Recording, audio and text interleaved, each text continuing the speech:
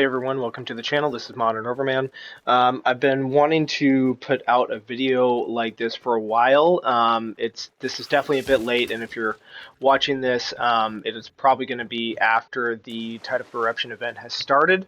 I meant to do this much earlier, before even the last event, I think, started or ended. I can't remember, but I lost some footage, so unfortunately I had to stop this. So anyway, this is just a video compilation of clips on how I play solo v trios, kind of a how-to guide.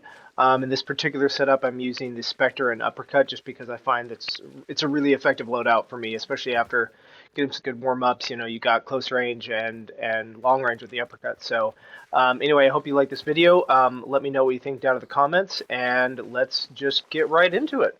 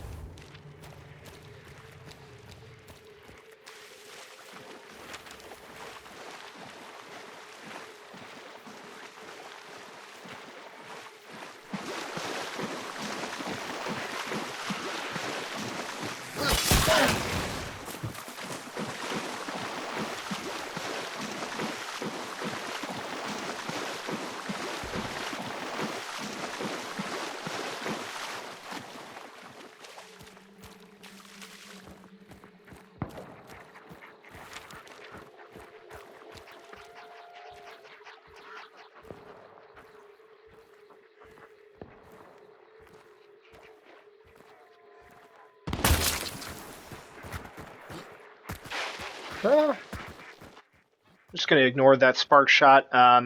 He might be solo, who knows? It's too dark to really see him, so I'm just going to keep pushing on.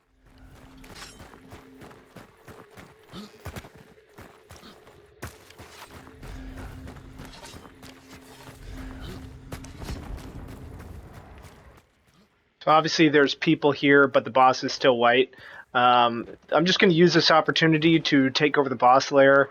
And, you know, I've got an axe and stamina, so, and Assassin is pretty quick to kill. You can stun lock him fairly easily, as I'm sure most of you know. I'll just say, too, that bosses are really handled best with melee weapon. I know, of course, you know, people use their tricks like poison and fire, like I'm going to use right here, just to help speed it along. But really having a melee weapon is the quickest way to kill bosses, except maybe Spider, because fuck Spider. As I'm sure all of you know, is probably the worst boss in the game, in my opinion, for now. So yeah, so basically just taking over the boss lair, making sure that I have control. It's, you know, where the bounty is that's going to draw everybody to it. And so having control and having everybody come to you, you can sort of, you know, set the pace of the game in my experience. And killing the boss, people want to come to you, people want to get that bounty, especially since I have a shotgun. Obviously, you know, I have that advantage being indoors. And so, yeah, we're just gonna go kill the boss right now.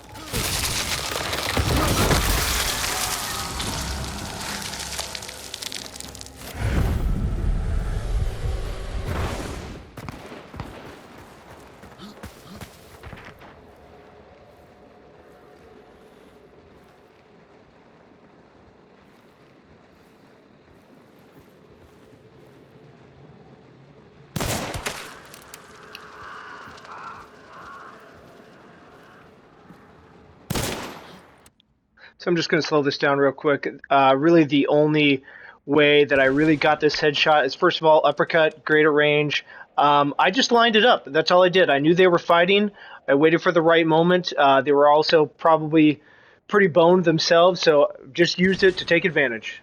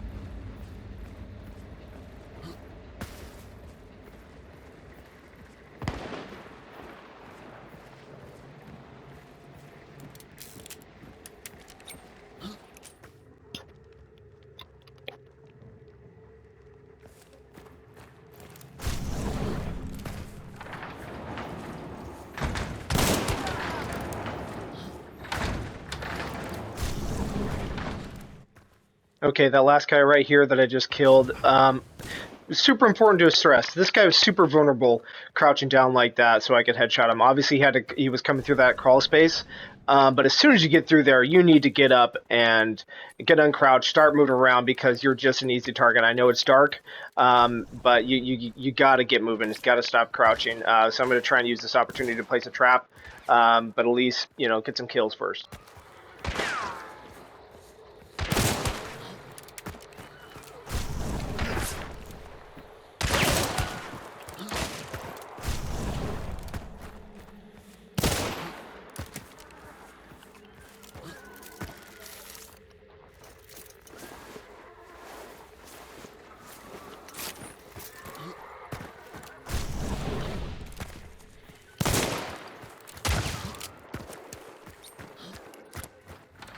Okay, sometimes this game is about risk versus reward. I'm taking a super big risk right now, trying to burn their teammate, but these guys have been super passive, and I'm just trying to get things moving. Now they kill me, but that's okay. I've got Necro. They may be a little bit overwhelmed right now, so I'm just going to use this opportunity, get things moving. They're forced to do so.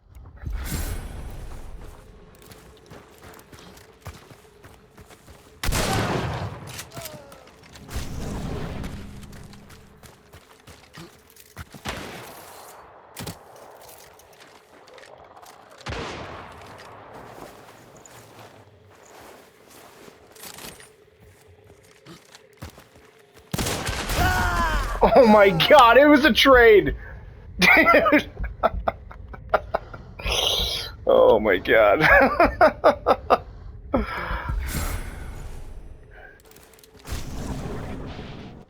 Okay, obviously this is a tepid win here. Of course, Hunt is known for trades and just how, frankly shitty those can be. But, this was the last guy. I could accept trading with him. At least I traded with him. That would be pretty unfortunate if I didn't kill him and he was able to get the res on his teammates. And then, me being down to 75 health, it would have been that much more worse for me. But anyway, so despite some deaths, we're able to take it up to the next level, get them down. And yeah, I think this is an overall good example of how to how to get things moving, how to put the edge on somebody. Obviously, as a solo, if they kill me, they can use that opportunity since I can't get my health bars back. Um, to really do some damage to me, but thankfully, have some resourcefulness, take some risks, and high rewards. So, yeah, why don't we move on to the next clip and see what we're going on next? Okay, so this next clip is a spawn fight. Now, normally I do not like engaging in spawn fights because I feel like they are a distraction and they take away from the objective. However, we're going towards the same clue, me and the opposing team, so I just use this opportunity then to try and take out, competition early. Again, I don't typically do that sort of thing.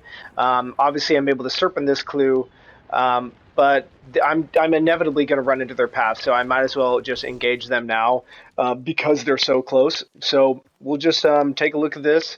I hear them coming, and so we'll see how I kind of navigate this and guide our way through it.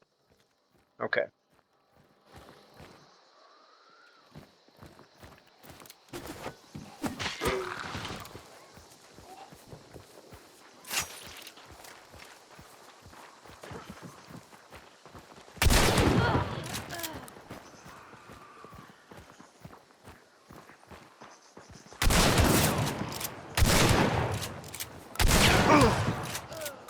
Well, vision is based on movement, so I was able to take out that first person pretty quickly just by surprise.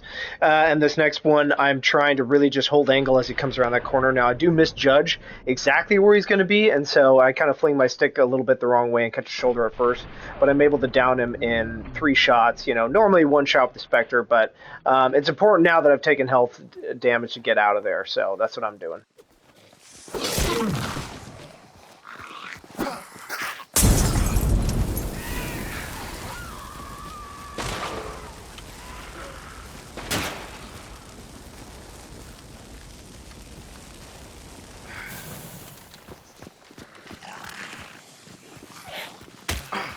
Oh my god.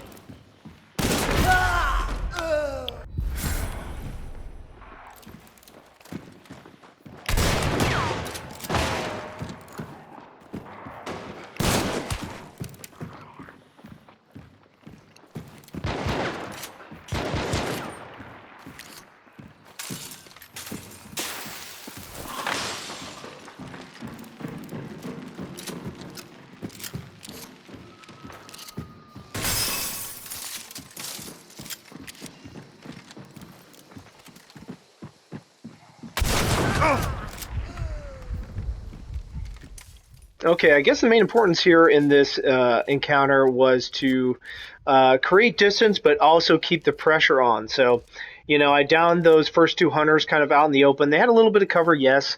But my main goal, yeah, I mean, you should know this with a shotgun, is not to really be pushing people outside. You should be inside, in compounds, in between buildings or something. Get yourself where you can control that space with such a devastating weapon and high damage. So being able to do that, get indoors really helped. Even though I traded with that one hunter that I already downed, it still was important that I'm inside, right? So that way, like I'm sort of out of relatively harm's way. They've got to get their hunter picked up, and I keep tagging them. That's the other important thing too. It's like when you tag somebody with an uppercut or with a shotgun, then you're doing decent damage where they really probably shouldn't be trying to go for a trade. I mean, they really shouldn't be doing it. I can do it because I'm a solo and I've got Necro, but thinking on their part, they should be just thinking about it a little bit more tactfully. I mean, there's three of them. I mean, they could just all push me at once. Once they've gotten all rezzed, and corner me. I'm indoors, but sometimes they get trios and teams will get in the mindset I'm just not really sure sometimes, honestly. Like maybe just a little bit more passive, more scared. A solo has just taken out two of your hunters and now it's just one left. Maybe I took out the two stronger players and there's one weak player left. It's hard to tell, obviously, in every encounter. But again, the goal in this last clip was just to create distance, get myself indoors into a safer space, but then also too just keeping up that pressure. Just keep damaging their health bars to basically where that last guy. I mean, I probably would have traded with him, honestly, because like at least he was able to get that last shot off before he died. But unfortunately for them, and fortunately for me, I was able to live through that one. So anyway, well, why don't we move on to the next clip? I think it'll be the last clip for this video, and we'll just see kind of what trouble we get ourselves into. Okay, so for this next clip and final one, I think we're going to highlight how, in my previous clips before, getting indoors, I think is super important, especially when you have a shotgun, you're trying to control a boss lair, etc. But sometimes, too small a space obviously can be a hindrance as well.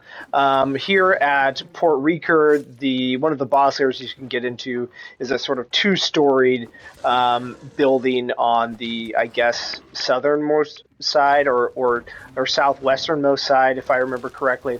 And, it's got some tight spaces. It's got two stairwells that are really hard to see up and really advantage you if you're upstairs. And we'll talk about that when we get to it. And, now they don't, the team that I run into, they don't push me all together, but they certainly are put on the pressure and make it a challenge. And so why don't we just we'll get into it. We'll probably skip the butcher fight because obviously you've all seen bosses and how to kill them at this point, hopefully. And so why don't we just get into the encounter?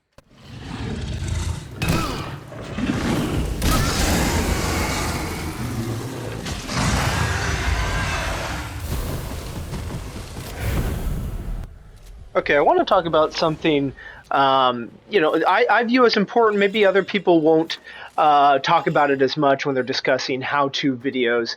But an important thing that I try to do, I keep with me as a philosophy when it comes to killing bosses and taking over a boss lair, is that I killed the boss upstairs in this instance. Now, there are a wide variety of boss lairs, as we should all, have experience at this point. But in places like this, where there are stairwells and there is an upstairs, I personally like having the high ground, just as the wise Obi-Wan once said, having the high ground gives you so many advantages. One, you especially when an area that you can look out windows, you can sort of see down. It gives you a wider area of view, so you can see approaching teams and approaching targets. But then also too, like when people are pushing in, you can kind of control and have just again, an overall larger playing field. You know, they're having to look up at you and they might miss things that are directly in front of them. Whereas, like, I know that my top area is mostly cleared. I can look down, I've got that covered. You know, I'm not having to look up and miss things that are at my feet. I mean, anything that I'm missing up above me is the ceiling or a beetle, you know, because people use those so often. So, yeah, I just want to stress that in a boss lair like this where I can kill it upstairs, I'm going to probably do it 99% of the time, unless, you know, obviously I can't control it, or it's Spider, you know, who, again, worst boss in the game. So I'm just going to stress this point here real quick, and I think perhaps we'll all see how this comes into my advantage.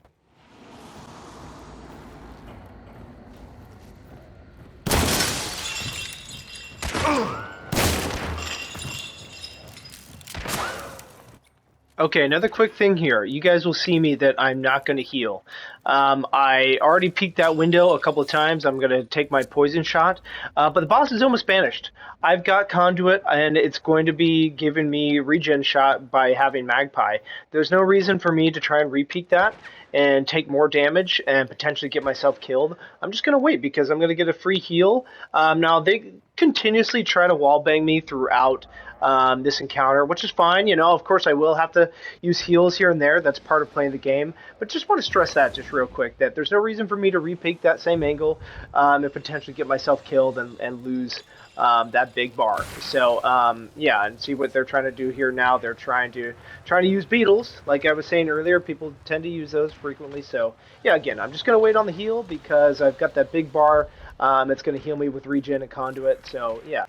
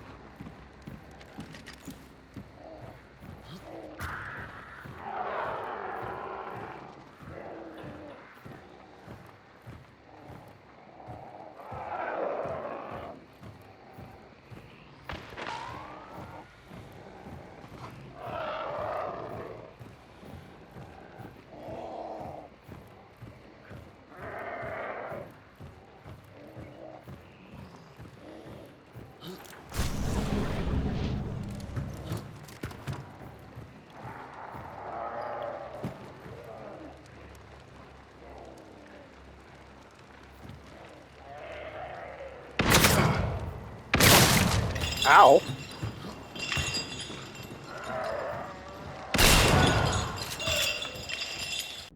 Okay, so this guy decided to push me alone, and he had a Terminus, and I had a Spectre. It just shows you right there the clear difference between the two. Spectre has a much better range than the Terminus, but also, again, he didn't know I have a shotgun. He tried pushing me alone. This is the result.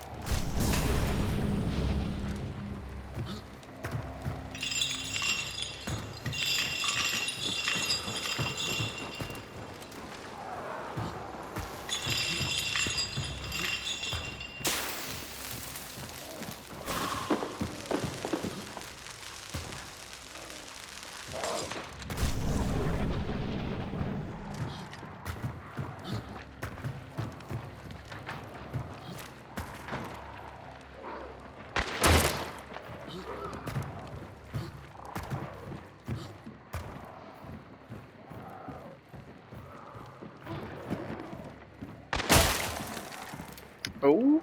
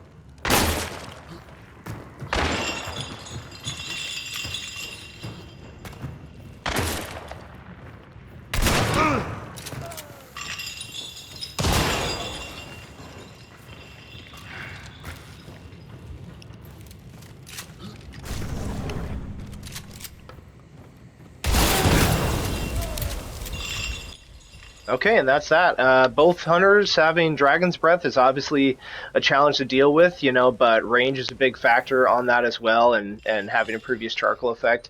The guy who tried to go in from downstairs, again, another strong point on why the Spectre is so good at range. I think it's most effective range at 14 meters, if I'm correct on that. So it's the second highest range shotgun.